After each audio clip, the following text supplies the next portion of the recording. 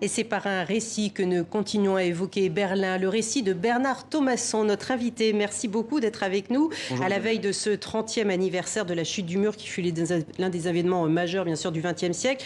Vous êtes journaliste, écrivain, et vous venez de publier Mon Berlin, celui de vos allers-retours estivaux depuis 1977, depuis que vous aviez 15 ans. Alors vous dites c'est une ville, Berlin, donc capitale d'une province, d'un empire, puis d'une folie, avant de redevenir celle d'une nation démocratique. Une ville qui aujourd'hui, dites-vous, n'est pas la fusion entre deux anciennes parties, l'Est et l'Ouest. Expliquez-nous pourquoi vous avez cette vision de la chose. Parce que effectivement le mur est tombé, mais peut-être dans les têtes le mur existe-t-il encore. Dans l'économie, en tout cas, le mur existe, c'est sûr. La partie Est s'est sentie à la fois absorbée par le capitalisme, abandonnée. Les votes de l'extrême montrent aussi cet état des lieux, cet état d'esprit. Et parce que les deux villes étaient deux villes tellement différentes qu'elles ne pouvaient pas s'unifier d'une certaine manière. En fait, c'est une nouvelle ville qui s'est créée, c'est un nouveau Berlin qui renaît de ses cendres.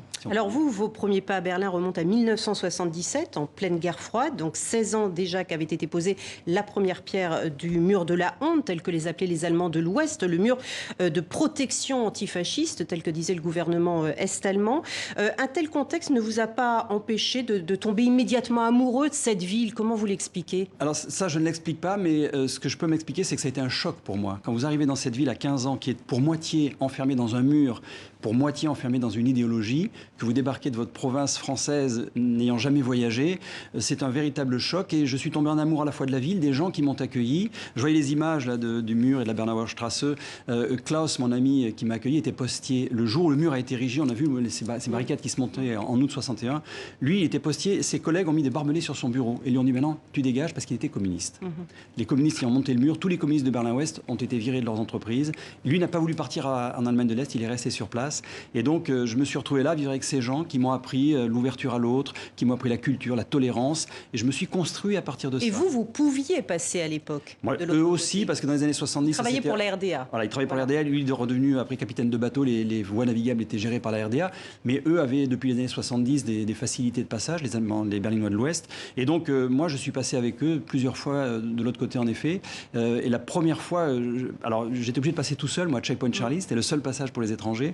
La première fois, quand vous franchissez Checkpoint Charlie, alors évidemment, oublions les contrôles, hein, mais vous sortez de l'autre côté du mur et c'est un autre monde. Berlin-Ouest, j'ai mis des néons sur ma couverture. Mon Berlin, c'est un peu en forme de néon, parce que c'était la lumière, la couleur, la vie, l'enthousiasme, l'exubérance même. On avait construit des bâtiments à la folie, la Philharmonie, le Palais des Congrès avec cette forme de toit en huître.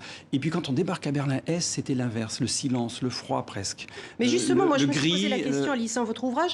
Est-ce que le contexte ne se prêtait pas à la fascination justement de passer d'une telle liberté à une telle misère, à un tel enfermement avec la police secrète, etc.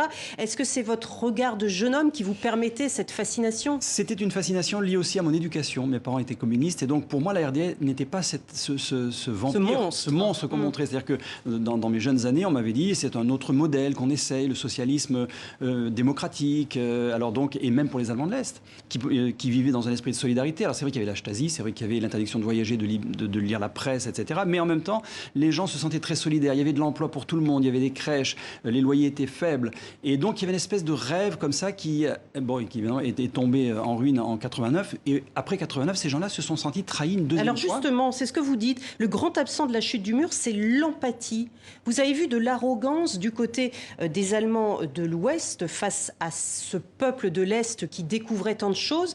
C'est une arrogance qui a disparu ou qui est encore dans l'inconscient ou le conscient des gens? Qui est encore, je pense, un peu dans l'inconscient. Il y a encore aujourd'hui les Wessis, les gens de l'Ouest, et les Ossis, les gens de l'Est, parce que ces gens de l'Est qui ont perdu leur pays, tous leurs repères d'enfance, leur histoire, leur vécu, leur enfance quasiment, ils se retrouvaient absorbés par le capitalisme, confrontés à la dure réalité du capitalisme, et ils se sont sentis en effet complètement perdus, et peut-être a-t-il manqué de l'empathie. Sans qu'on le leur explique finalement, sans que l'on très leur rapidement. Explique, et sans qu'on les accompagne. Aujourd'hui, vous allez en Allemagne de l'Est, les friches industrielles sont épouvantable.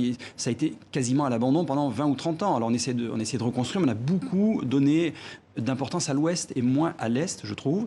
Et c'est vrai que les Allemands de l'Est ont sans doute ressenti cette forme d'arrogance de la part des Allemands de l'Ouest, même si on vous dira que non, tout le monde les a accueillis à bras ouverts. Quand ils ont passé le mur, ils ont... Et alors là, les commémorations vont débuter demain. D'ailleurs, vous vous apprêtez à partir à Berlin dans quelques heures pour commenter pour nos confrères de France Info toute cette journée.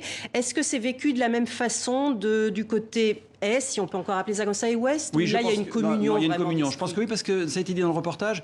C'était quand même un moment... alors, le monsieur a utilisé le mot gloire, la gloire du pays. C'est vrai que personne n'aurait imaginé que ce mur tombe. Quand il est tombé, moi, c'était la grande incrédulité. Je n'y croyais pas. Et en même temps, c'était la joie et un peu d'inquiétude sur l'avenir. Aujourd'hui, le peuple allemand est réconcilié. Alors, il y a quand même certainement des tensions, peut-être économiques. On se sent un peu... Moi, j'ai rencontré des gens qui m'ont dit... Je ne sais pas ce que ça aurait été avec la RDA, des anciens de l'Allemagne de l'Est, qui vivaient en Allemagne de l'Est, à Berlin-Est, et qui m'ont dit, je ne sais pas ce que ça serait aujourd'hui avec la RDA, mais ce que je sais, c'est que c'est très dur pour les petites gens, c'est très, très dur. Donc, malgré tout, il y a des difficultés, mais il y a une communion d'esprit, et je pense que les Allemands sont quand même très heureux de s'être retrouvés les uns les autres. Merci beaucoup, Bernard Thomasson, d'avoir été avec nous sur le plateau pour votre livre, donc Mont Berlin, aux éditions MM2M. Merci beaucoup et bon voyage à Berlin dès ce soir.